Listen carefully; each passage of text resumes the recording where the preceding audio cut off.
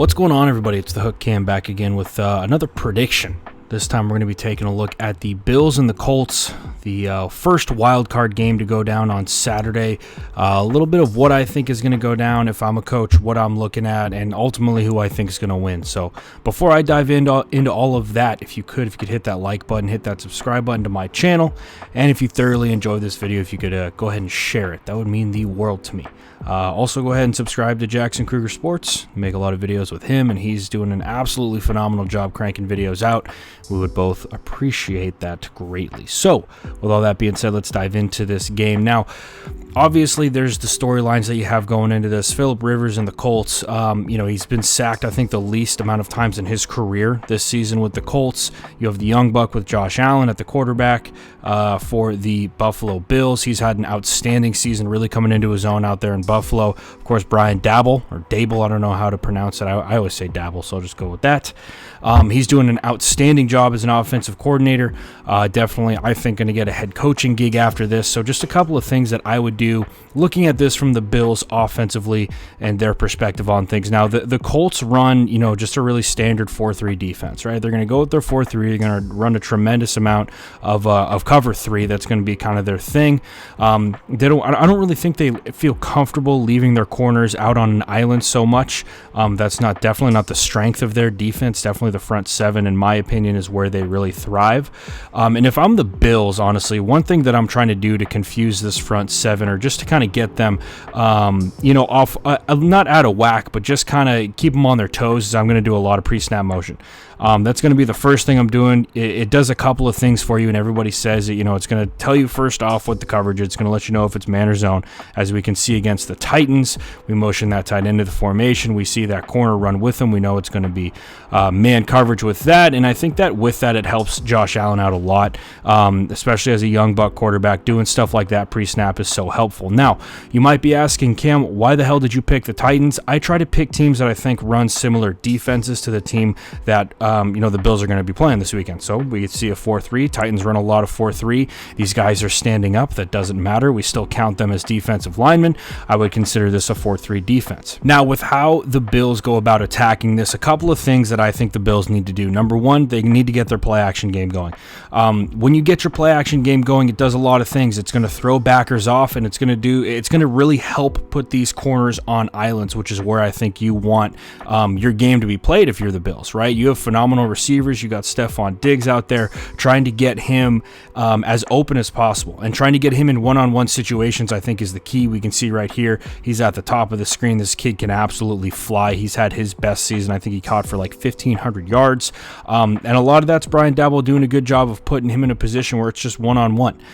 So pre-snap motion, getting that play action game going, two things right off the bat that I think is going to help Josh Allen out tremendously. The third thing is going to be his quick game, and they've done a really good job of running their quick game all season. This is just a really good example last week against the Dolphins, right? We're going to run this dude inside, have him sit right in between these two zone linebackers who are dropping into zone coverage, right? Obviously, we could get deeper, but you don't know what's going on behind you. Really good job with that. And I think getting your quick game going is going to open up everything else. And the Bills, like I said, have done a really good job of using their pre-snap motion and have done a really good job of isolating guys one-on-one and creating matchups that they know they're going to win with their receivers. And that's a position that I think is going to get the Colts really, really uncomfortable. I don't think that they have the personnel on the outsides to match with the Bills receivers. The next thing that I would do if I am the Buffalo Bills and Brian Daboll is I am going to try and go empty, not as much as possible, but I think I'm going to keep that in my back pocket. The reason why I want to keep that in my back pocket is because, once again, that is the best way to isolate corners that you think you can take advantage of, right? And we see what I did is I went back and I looked at teams who run a heavy amount of empty. I would say the Texans run a lot of empty, and I would say the Steelers run a lot of empty. This clip right here is obviously a good example of the Texans running empty and just kind of picking up whoever's open, right? This is a really simple route concept from the Texans. Deshaun reads it really well. Full field read, nice and easy for him, right? We got this dude running on a curl. That's your back. Really, you just have him out there to occupy a defender. Running a slot fade out of right here. Everybody's doing that these days. And then up top, we have a dig dig right here, and then we have a post. Pretty common pass concept that you're going to see.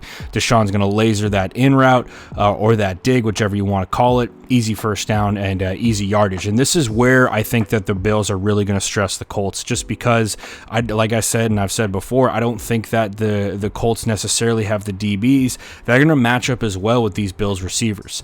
Now, on top of that, here's just a couple other examples of teams running with that pre-snap motion beforehand. You can see, especially when you get into these bunch formations, it's really tough for DBs to run with and figure out what's going on here. You can see the Texans off the bat. We have number 3 coming across the field, their point man running upfield, and then number 1 coming up inside of that. It's a great way to get your quick game going. And then on top of that, if you don't like anything from that bunch set, you can always pick on this isolated receiver on the outside. In this situation, it's their tight end who's able to run that thing upfield, stem it out for a nice and easy first down.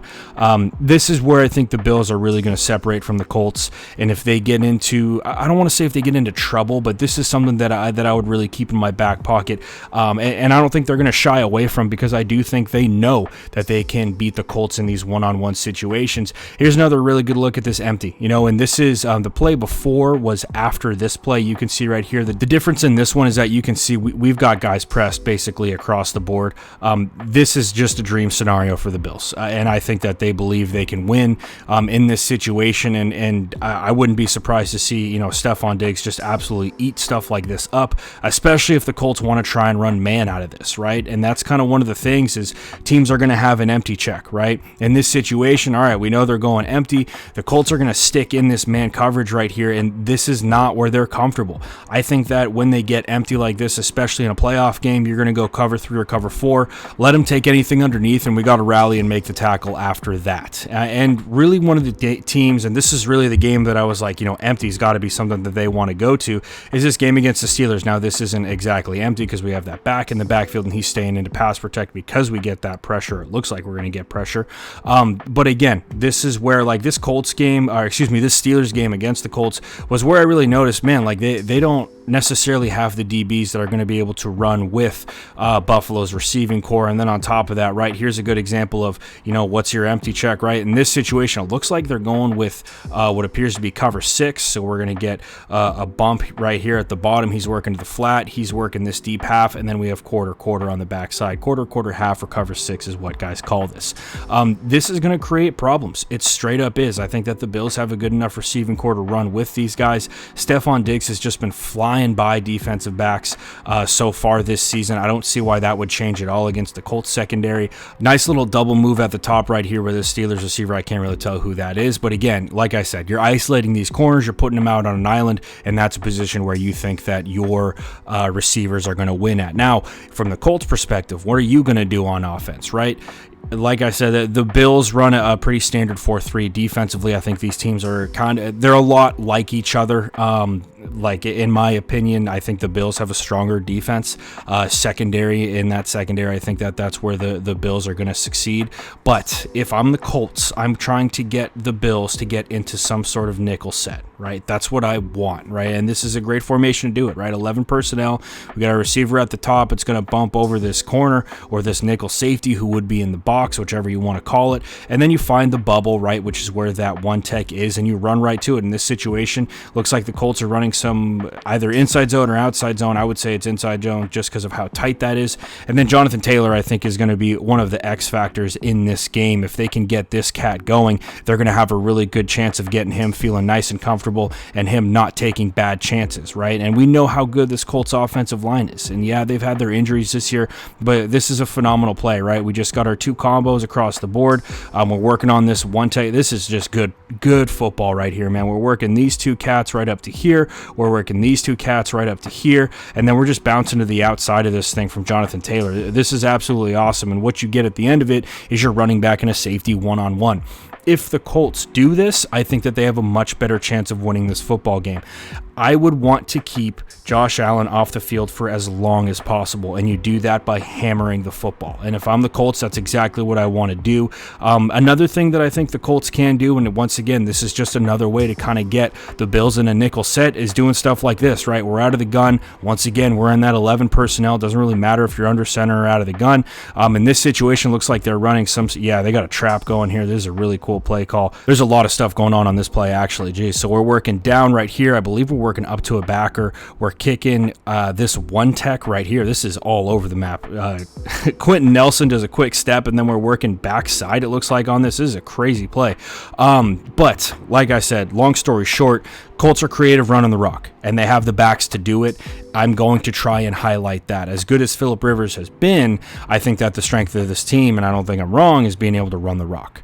And again, they're just getting creative with how they're doing it, and staying in that 11 personnel and being great out of that 11 personnel, I think, is where they're really going to find success and keep this game tight. Here's another good example of it, just a really simple inside zone right here, right? We're working up. These two cats are working up to here.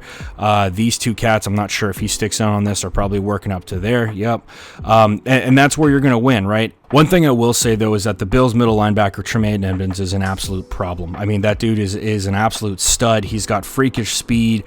He's an insanely athletic linebacker. He makes plays like this. So if I'm the Bills, if I'm the Colts, I'm doing everything I can to make sure that, for instance, if this is Tremaine Edmonds, I'm doing everything I can to make sure, all right, we have him ID'd. We're working our combos up to him. We can't let stuff like this happen. Because as good as Jonathan Taylor is, if this is Tremaine Edmonds, this is a tackle for a gain of about 2 yards. He's not going to be able to do that against somebody who's been in the league for a couple of years and who is an absolute dog. So if I'm the Colts, that's what I'm trying to do, right? I'm trying to find ways to put them in a situation where it's going to be 11 personnel, get that nickel package out there, and try and beat them that way as far as personnel goes. Now, one thing I will say from the offensive perspective of from the Colts that I would be worried about is my third down stuff, right? And you got to be great on third down to win in the NFL. The Bills are phenomenal at rushing the passer on third down, right? Confusing the quarterback pre-snap, bringing four when it looks like we got a ton of dudes on the line of scrimmage. This is a game from obviously against Pittsburgh, and this is exactly what I'm talking about, right? This is,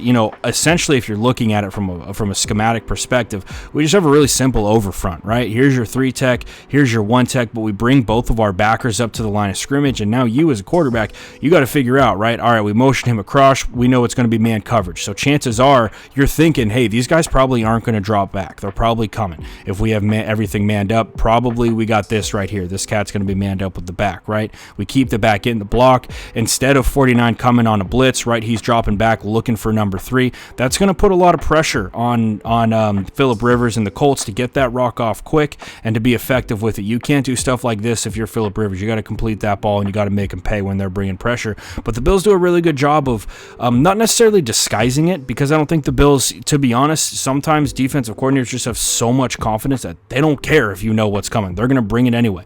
But in this situation, right, this is a really good example of how you can disguise it. I believe they have a defensive end dropping on this when we get to the end zone view.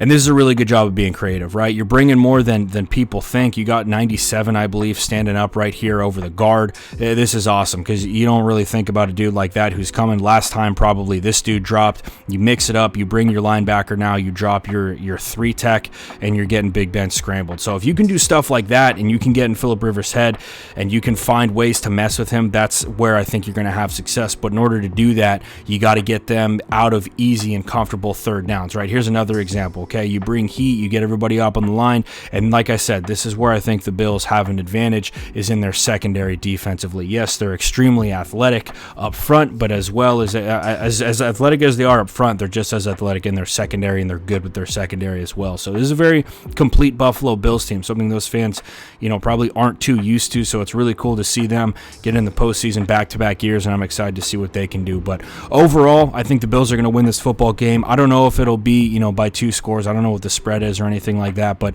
I think the Bills are going to turn up on third down. They're probably going to force Phillip Rivers into a couple of big mistakes, and the Colts have to play really good football running the rock in order to win this football game, in my opinion. So anyway, guys, that's all I got for you today. I'll be back in the week with a couple more predictions. I'm trying to get through all of these wild card games, so we'll see if I can pull off that miracle task. But with all that being said, guys, hope you enjoyed. If you did, if you could hit that like button, hit that subscribe button. That's all I got for you guys today. I'll be back in the week with more content, and we'll see you next